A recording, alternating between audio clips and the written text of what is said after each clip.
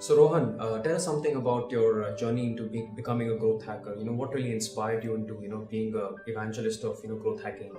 Um, when I was 16, I was into this gaming site which was based on the Big Brother concept.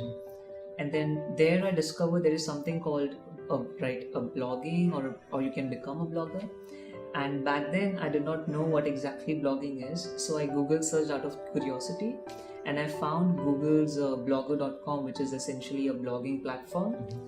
And then I started writing programming tutorials for my classmates in school.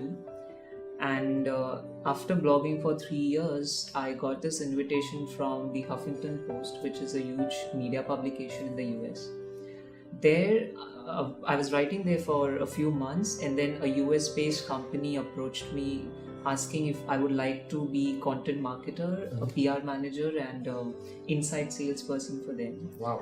And that really opened doors for me to I never expected that I would ever get hired while writing anything online. And it was like a remote job. I was working for 4 hours per day, 5 days a week, and getting paid at least 3-4 times more than what you would get paid working full time in India. And then the founder of the company called himself a growth hacker, and I never understood what exactly that is.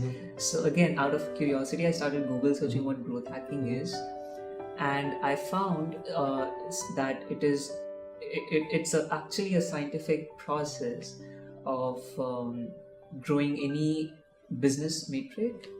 And so the inspiration was him, not that he was a mentor or he taught me anything. I just then got to know that there's something called as growth hacking and growth hackers, and that's when I started exploring. And after that, I realized growth hacking is all about experimenting and finding ways. And I started, so I was writing content for them, getting them on media publications and all that. And I started creating experiments for them weekly, and then I would execute them just to see, if they were successful or not. And that's when this experimentation mindset kicked in. And after that, I worked with them for 2 years. Then I started my own SaaS company. Then my company had some issues with Twitter, so we had to shut it down. And then this year, from Jan 2019, I was working as a growth hacker for a DC-based startup. And then in June, I left the job to work on my book called the Growth Hacking Book. And by this time, I had been running growth experiments for these multiple companies and SaaS startups, mostly in the DC, Bay Area, and New York. And that's when I thought that now I've collected enough information that the world would benefit from, and that's why we started writing this book. And eventually it did become a bestseller. That was the vision of me leaving the job and then writing and working on this book.